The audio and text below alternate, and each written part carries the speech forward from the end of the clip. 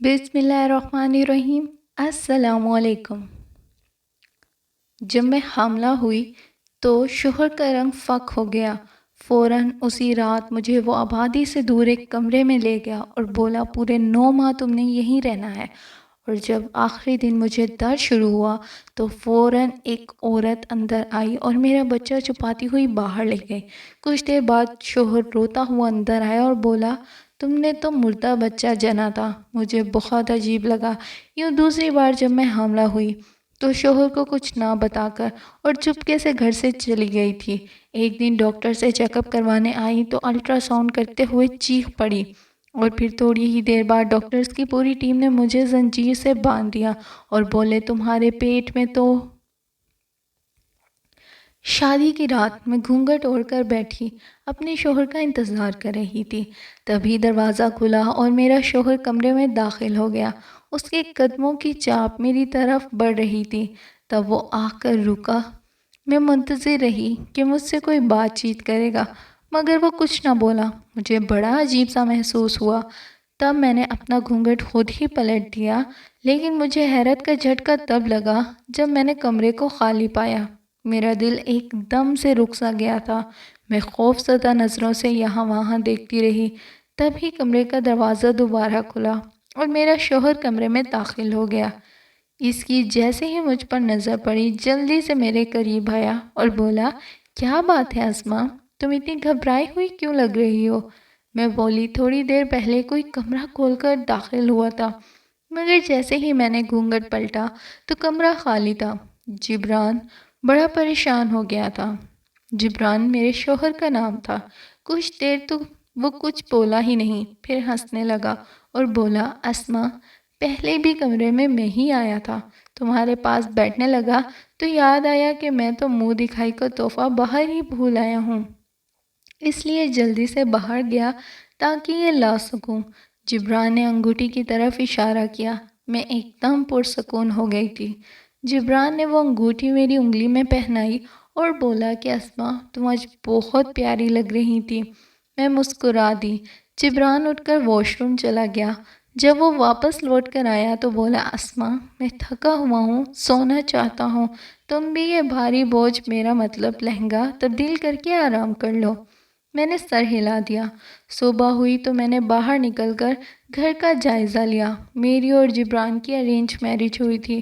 ہم دونوں ہی ایک دوسرے کو نہیں جانتے تھے اور نہ ہی ہمارا آپس میں کوئی رابطہ تھا۔ امی نے بس مجھے اتنا کہا تھا کہ اسما تم بہت خوش نصیب ہو جسے جبران جیسا ہمسفر ملا ہے، جو صورت اور سیرت دونوں میں بس کمال ہے۔ پھر سب سے بڑی بات یہ کہ اس کا آگے پیچھے بھی کوئی نہیں ہے۔ والدین انتقال کر گئے ہیں، بہن بھائی کوئی ہے نہیں، وہ اکیلا ہی ہر چیز کا مالک ہے۔ تب میں بولی امی میرے شوہر کا کوئی خاندان نہیں ہے، کل کو کوئی بات ہو گئی تو اسے کون سمجھائے گا؟ امی مسکرانے لگی اور بولی بیٹی یہی تو ساری بات ہے، رشتہ دار نہیں ہے تو پھر وہ کس کے کہنے میں آ کر تم سے جھگڑا کرے گا، بلکہ تم پوری دنیا میں اس کا واحد سگا رشتہ ہوگی تو وہ تم پر جان نچھاور کرے گا۔ بس بیٹی تم اپنے شوہر کی وفادار اور تابعدار رہو گی تو اللہ کے کرم سے کچھ بھی غلط نہیں ہوگا۔ مجھے اپنی امی کی بات سمجھ میں آ گئی تھی، اس لیے میں نے جبران کے لیے ہاں کہہ دی تھی اور آج میں اس کی بیوی بنی اس کے گھر کی مالکن بن گئی تھی۔ میں گھر کی ایک ایک چیز کو بڑی محبت سے چھو کر دیکھ رہی تھی۔ ہمارا گھر چھوٹا سا تھا مگر بہت خوبصورت تھا۔ ہر چیز بڑے سلیقے سے سجی ہوئی تھی۔ چلتے چلتے میں گھر کی پچھلی جانب آ گئی تھی۔ یہاں ایک چھوٹا سا کمرہ تھا۔ میں نے سوچا کہ اس کمرے میں جھانک کر دیکھوں کہ وہاں کیا پڑا ہے۔ میں جیسے ہی کمرے میں جانے لگی، اچانک کسی نے مجھے بازو سے پکڑ کر پیچھے کی جانب کھینچا تھا۔ میرا اوپر کا سانس اوپر اور نیچے کا سانس نیچے رہ گیا تھا۔ میں نے جلدی سے پیچھے مڑ کر دیکھا تو جبران کھڑا تھا، جس کے چہرے پر غصہ ہی غصہ تھا۔ جبران بولا اسما تم یہاں کیا کر رہی ہو؟ میں شرما کر بولی اپنا گھر دیکھ رہی ہوں، ہر چیز کو محسوس کر رہی ہوں، مجھے آپ کے گھر کی مالکن بن کر بہت اچھا لگ رہا ہے۔ جبران کے چہرے پر ہنوز غصہ طاری تھا۔ وہ بولا اسما پورا گھر تمہارا ہے، بلکہ اب تو میں بھی تمہارا ہوں، مگر یہ کمرہ نہ تو میرا ہے اور نہ ہی تمہارا ہے، اس لیے جس قدر ممکن ہو سکے یہاں سے دور رہنا۔ میں بولی، یہ کیا بات ہوئی؟ گھر آپ کا ہے تو پھر آپ کے گھر میں بنا یہ کمرہ آپ کا کیوں نہیں؟ جبران بولا، یہ میں نے چند سال پہلے کسی اور کو رہنے کے لیے دیا تھا، اس کا سب سامان اس میں پڑا ہے، وہ ابھی تک لوٹ کر واپس نہیں آیا، جب آئے گا تب میں اس سے کہہ دوں گا کہ وہ اپنا سامان لے کر یہاں سے چلا جائے، تاکہ یہ کمرہ بھی میرے پورے گھر کی طرح اور میری طرح تمہارا ہو جائے۔ مجھے بے حد تجسس ہوا تھا۔ میں بولی، ایسا بھی کون تھا جس کی خاطر آپ نے ابھی تک یہ کمرہ بند کر کے رکھا ہے؟ جبران ایک دم سے چڑ گیا اور بولا، بس بس، زیادہ سوال مت کرو، زیادہ بولنے والی لڑکیاں اچھی نہیں لگتی، چلو آؤ آج کے بعد یہاں مت آنا، میں تو اپنا چھوٹا سا منہ لے کر رہ گئی تھی۔ بھلا یہ کیا بات ہوئی؟ زیادہ بولنے والی لڑکیاں نہیں پسند؟ لڑکیاں تو ہمیشہ ہی بہت زیادہ بولتی ہیں، کوئی ایک آدھی ہی کم گو ہوگی۔ خیر، میں جبران کے پیچھے پیچھے گھر کے صحن میں داخل ہو گئی تھی۔ تب گیٹ پر بیل ہوئی تو جبران نے جا کر دروازہ کھول دیا۔ جب وہ واپس آیا تو اس کے ہاتھوں میں ناشتہ تھا۔ میں بولی، ارے ارے جبران، آپ نے یہ تکلف کیوں کیا؟ اب تو آپ کی بیوی گھر آ گئی ہے نا، اب آپ کو یہ چیز باہر سے منگوانے کی ضرورت نہیں ہے۔ جبران بولا، آ جاؤ ناشتہ کر لو۔ ہم دونوں نے مل کر خاموشی سے ناشتہ کیا۔ میں جبران سے نظر چرا کر اسے غور غور سے دیکھ رہی تھی۔ جبران بے انتہا خوبصورت تھا، اتنا خوبصورت کہ اگر اس کے چہرے کو دیکھتے رہو تو دل نہ بھرے۔ جبران نظریں جھکا کر ناشتہ کر رہا تھا، جبکہ میں اس کی لمبی گھنی پلکوں کو دیکھ رہی تھی۔ تب جبران بولا، اسما، میرا چہرہ بعد میں دیکھ لینا، فی الحال ناشتہ کر لو۔ میں تو ایک دم سے ہڑبڑا گئی تھی، میری چوری جو پکڑی گئی تھی۔ مجھے تو اس بات کی حیرت تھی کہ جبران کو کیسے پتہ چل گیا کہ میں اسے دیکھ رہی ہوں۔ خیر، ناشتہ کرنے کے بعد جبران سارے برتن اٹھا کر کچن میں لے گیا اور دھو کر رکھ بھی آیا تھا۔ میں بے انتہا خوش تھی۔ جبران اچھا انسان تھا، مجھے اس کی کم بولنے والی عادت سے پریشانی تھی۔ خیر، اس کا حل میں نے یہ سوچا تھا کہ میں آہستہ آہستہ اسے اپنے رنگ میں رنگ ہی لوں گی۔ میں جبران کے ساتھ بہت خوش تھی۔ کچھ ہی ماہ بعد میں امید سے ہو گئی تھی۔ میں بہت خوش تھی، مجھے لگا تھا کہ یہ خبر جبران کو سناؤں گی تو وہ بھی بہت خوش ہوگا۔ اس لیے جبران شام میں جیسے ہی گھر آیا میں جلدی سے اس کے پاس گئی اور بولی، جبران، آپ بابا بننے والے ہو۔ میری بات سن کر جبران کے چہرے پر زرد رنگ لہرا گیا تھا۔ وہ مجھے پھٹی پھٹی نگاہوں سے دیکھتا رہا، بولا، مبارک ہو اسما، تم نے تو مجھے بہت اچھی خبر سنائی ہے۔ جبکہ میں جبران کے چہرے پر لکھی ہوئی تحریر پڑھ سکتی تھی کہ اسے میری بات سن کر بالکل بھی خوشی نہیں ہوئی تھی۔ مجھے اس سے اس قسم کے ٹھنڈے رد عمل کی امید نہ تھی۔ میں چپ کر کے اپنے کمرے میں چلی گئی تھی، میری آنکھوں سے آنسو بہہ رہے تھے۔ تھوڑی دیر بعد ہی کمرے میں جبران آ گیا۔ وہ بولا، کیا بات ہے اسما، یوں بچوں کی طرح کیوں رو رہی ہو؟ میں نے کہا، آپ کو بچے کی خبر سن کر خوشی نہیں ہوئی نا؟ جبران نے میرا ہاتھ تھاما اور پیار سے بولا، مجھے بہت زیادہ خوشی ہوئی ہے، مگر آج کل مجھے روزگار کی طرف سے پریشانی ہے۔ میں جس آفس میں کام کرتا ہوں وہ دیوالیے کی طرف جا رہا ہے۔ اس نے آج ہی یہ خبر سنائی ہے کہ انہیں کچھ ورکرز کام سے کم کرنے پڑیں گے، کیونکہ وہ فی الحال اتنی تنخواہیں افورڈ نہیں کر سکتے۔ مجھے یہ فکر ہے کہیں میری نوکری ہی نہ چلی جائے۔ میں نے جبران کے ہاتھ پر ہاتھ رکھ دیا اور بولی، جبران، آپ فکر نہ کریں، آنے والا بچہ اپنا رزق ساتھ لے آئے گا۔ اللہ تعالیٰ نے اس بات کا وعدہ فرمایا ہے، اور آپ جانتے ہو نا، اللہ کا وعدہ پورا ہو کر ہی رہتا ہے۔ میری بات سن کر جبران مسکرا دیا تھا۔ اس دن کے بعد جبران میرا بہت زیادہ خیال رکھنے لگے تھے۔ میری لمبی چوڑی باتیں سن کر بھی بیزار نہیں ہوتے۔ میں کچن میں کھانا بنا رہی تھی، جبران صبح سے کام پر گئے ہوئے تھے۔ تب مجھے محسوس ہوا کہ جبران آ گئے۔ میں اتنی حیران ہوئی اور بولی، آج آپ اتنی جلدی کیسے واپس آ گئے؟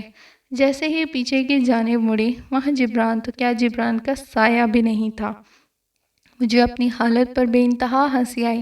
میں نے سوچا کہ میرے دل و دماغ پر جبران نے اس طرح سے قبضہ کیا ہے کہ اب ہر وقت میرے ذہن میں ان کا ہی خیال رہتا ہے۔ شام میں جب وہ آفس سے واپس آیا تو میں نے سب سے پہلے انہیں یہ بات بتائی۔ جبران نے عجیب سی نظروں سے میری طرف دیکھا تو وہ خوش بالکل بھی نہیں ہوئے تھے۔ میں خود گھبرا گئی کہ ان کو ایسی بات کیوں بتا دی۔ کہتے ہیں نا کہ ہر بات شوہر کو بتانے والی بھی نہیں ہوتی۔ خیر ہم دونوں نے مل کر کھانا کھایا۔ جبران بولے، آج کھانے کے بعد قہوہ پینے کو دل کر رہا ہے۔ میں جلدی سے اٹھی اور بولی، میں ابھی بنا کر لاتی ہوں۔ جبران نے میرا ہاتھ تھام کر مجھے بٹھا دیا اور بولے، نہیں تم یہیں پر بیٹھو، آج میں تمہیں اپنے ہاتھوں سے قہوہ بنا کر پلاؤں گا۔ میں مسکرانے لگی تھی۔ جبران اٹھ کر کچن میں چلے گئے تو میں شام کے اذکار میں مشغول ہو گئی تھی۔ میں استغفر اللہ کی تسبیح پڑھنے لگی۔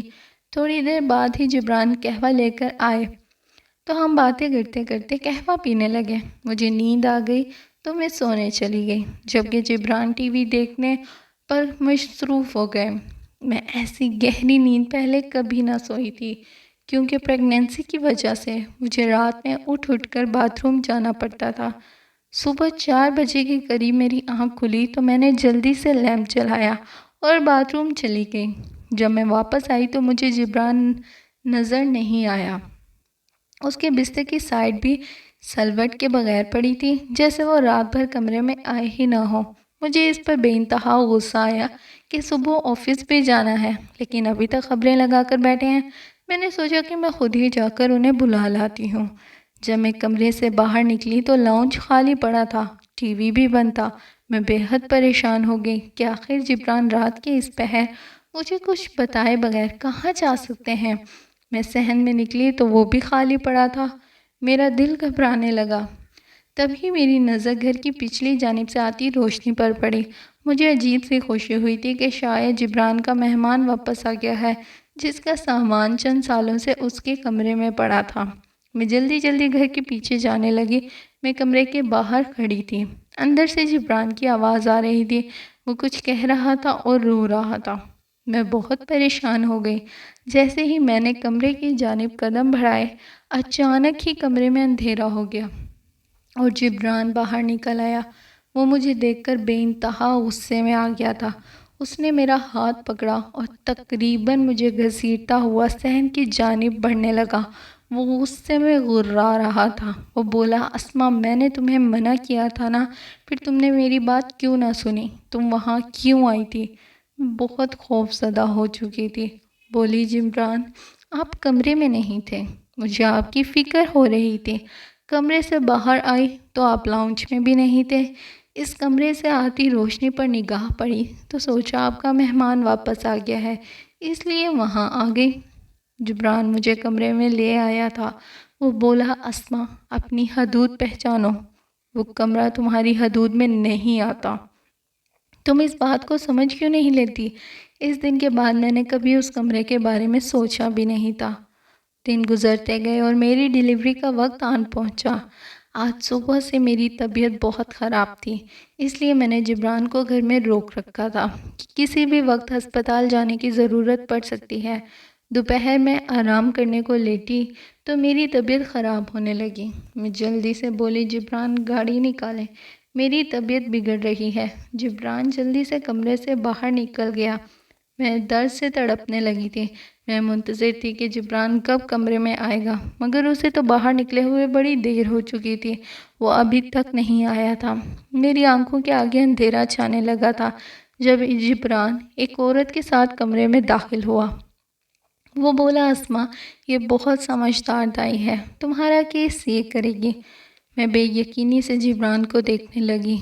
درد کی وجہ سے میں کچھ بولنے کے قابل نہیں تھی۔ بڑی مشکل سے بولی، ہسپتال ہسپتال۔ لیکن جبران نے میری ایک نہ سنی۔ وہ مجھے اس دائی کے حوالے کر کے خود باہر نکل گیا تھا۔ دائی مجھ پر زور آزمائی کرنے لگی اور تقریباً 3 گھنٹے کی تکلیف کے بعد میرے کانوں میں بچے کی رونے کی آواز پڑی تھی۔ دل میں نے شکر ادا کیا اور آنکھیں موند لیں۔ مجھے پتہ ہی نہیں چلا کہ میں کب نیند کی گہری وادیوں میں کھو گئی تھی۔ جب میری آنکھ کھلی تو میں نے اپنی ارد گرد موت کی سی دہشت محسوس کی تھی۔ میں نے جبران کو آواز دی تو اس نے اٹھ کر کمرے کے بلب روشن کر دیے۔ اس کی آنکھیں خون جیسی سرخ تھیں۔ میں بولی جبران میرا بچہ کہاں ہے؟ بیٹی پیدا ہوئی ہے یا بیٹا؟ جبران کی آنکھ میں آنسو ٹپک رہے تھے۔ وہ بولا بیٹا پیدا ہوا تھا مگر تم نے تو مردہ بچے کو جنا تھا۔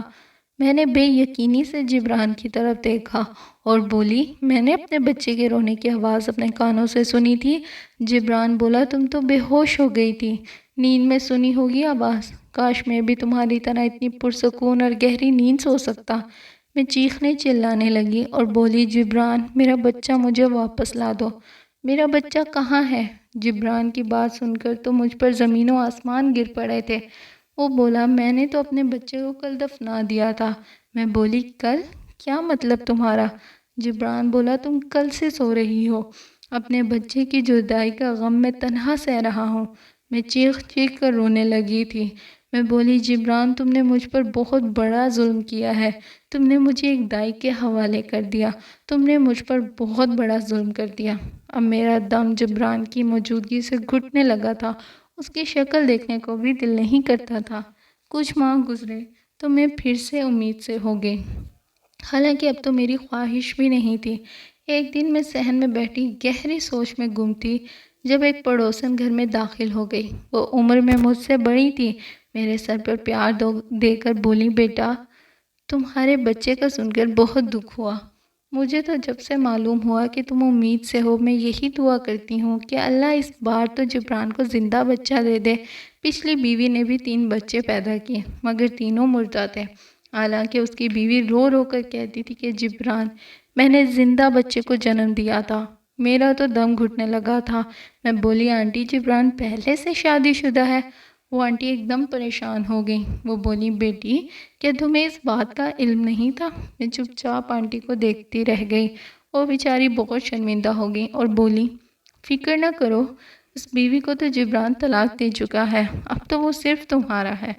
میری پڑوسن جیسے ہی گھر سے نکلے میں نے اپنے 2 جوڑے بیگ میں ڈالے اور گھر سے فرار ہو گئی۔ میں جانتی تھی کہ جبران کی پہلی بیوی سچ ہی کہہ رہی ہوگی، کیونکہ میں نے بھی تو اپنے بچے کے رونے کی آواز سنی تھی نا۔ مجھے جبران سے خوف آنے لگا تھا، جانے وہ یہ سب کیوں کر رہا تھا۔ میں اپنے والدین کے گھر نہیں جا سکتی تھی کیونکہ جبران وہاں میرا پیچھے کرتا آ جاتا اور میرے والدین مجھے اس کے ساتھ زبردستی گھر بھیج دیتے۔ میں اپنی ایک دوست کے گھر چلی گئی تھی، وہ بہت اچھی تھی، اس گھر میں صرف وہ اور اس کی امی رہتی تھی۔ میری دوست انمول خود جاب کرتی تھی اور آنٹی گھر میں تنہا رہ جاتی تھی۔ انہیں معلوم تھا کہ میں امید سے ہوں، میں نے انہیں اپنی ساری داستان بھی سنا دی تھی، اس لیے وہ میرا بہت خیال رکھتی تھی۔ ایک دن میں اور آنٹی ہسپتال گئی تھی چیک اپ کے لیے۔ ڈاکٹر نے الٹرا ساؤنڈ کیا تو وہ خوف سے چیخ پڑی تھی۔ ڈاکٹر نے مجھے کرسی پر بیٹھنے کو کہا اور خود باہر نکل گئی۔ میں اور آنٹی ہکا بکا سی اس کو دیکھ رہی تھی۔ تھوڑی دیر بعد وہ ڈاکٹر اپنی نرسز کے ساتھ کمرے میں واپس آئی۔ انہوں نے مجھے بیڈ پر لٹا کر زنجیروں سے باندھ دیا تھا۔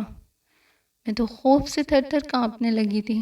آنٹی یہ سب دیکھ کر غصے میں آ گئی تھی اور ڈاکٹر کو گھور کے بولی یہ کیا بدتمیزی لگا رکھی ہے، تم ڈاکٹر ہو یا قصاب ہو؟ کھولو میری بیٹی کی زنجیریں، نہیں تو میں پولیس کو بلوا لوں گی۔ ڈاکٹر بولی اماں آپ فکر کیوں کر رہی ہیں، یہ سب ہم آپ کی بیٹی کی بہتری کے لیے ہی تو کر رہے ہیں۔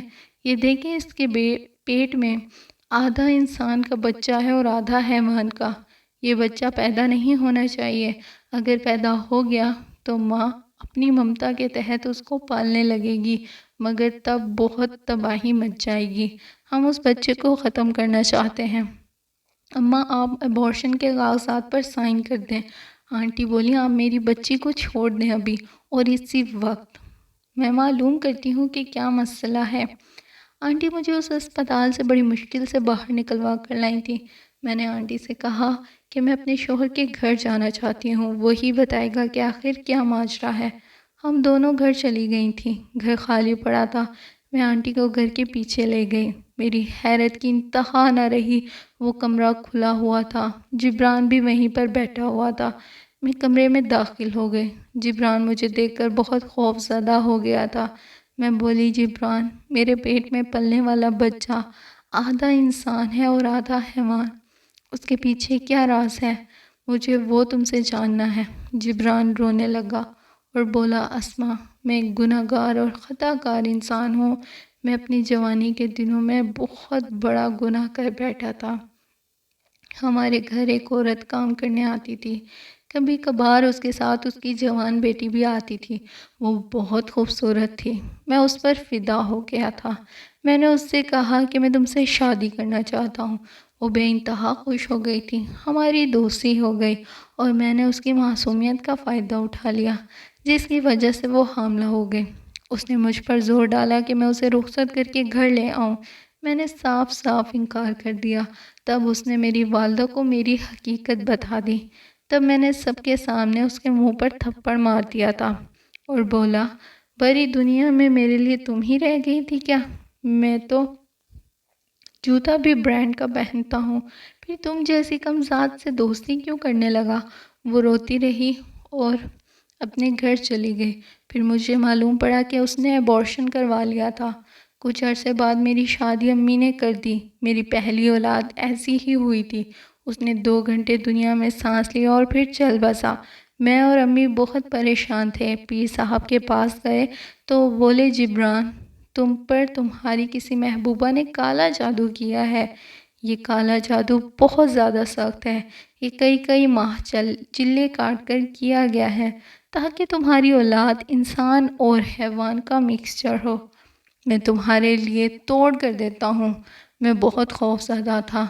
پھر وہی ہوا جس کا ڈر تھا۔ وہ پیر چلا کاٹ رہے تھے کہ انتقال کر گئے۔ مجھے معلوم پڑ گیا تھا کہ وہ شیطانی قوتوں کا مقابلہ نہیں کر پائے۔ میرے 3 بچے ایسے ہی پیدا ہوئے تھے۔ میں نے اپنی بیوی سے کہا کہ تم بچے مردہ جنتی ہو۔ اسے میری بات کا یقین نہیں تھا، اس لیے مجھ سے طلاق لے کر چلی گئی۔ اس واقعے کے 10 سال بعد میں نے تم سے شادی کی، اس امید پر کہ کیا پتہ اب وہ جادو کمزور پڑ گیا ہو، مگر ایسا نہیں ہوا۔ تم نے بچہ زندہ ہی پیدا کیا تھا، مگر پھر وہ مر گیا۔ میں عجیب سی نظروں سے جبران کو دیکھتی رہی۔ میں نے اس سے طلاق کا مطالبہ کیا تو اس نے مجھے طلاق دے دی۔ کچھ عرصے بعد میں نے اس بچے کو جنم دیا تو وہ تھوڑی ہی دیر زندہ رہا، پھر مر گیا۔ اس بچے کے ساتھ میں بھی اندر سے مر گئی تھی۔ میں اپنے والدین کے گھر واپس چلی گئی تو انہوں نے مجھے بہت سمجھ کر سر سے اتارنے کی کوشش نہیں کی تھی، بلکہ مجھے بہت مان سے اپنے گھر میں رکھ لیا تھا۔ میں خوشحال زندگی گزار رہی ہوں، مگر میرے دل سے وہ دکھ اور خوف نہیں جاتا۔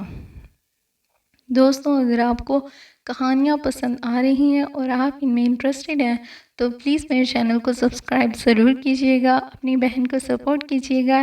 اوکے، پھر ملیں گے نیکسٹ ویڈیو میں، تب تک کے لیے اللہ حافظ۔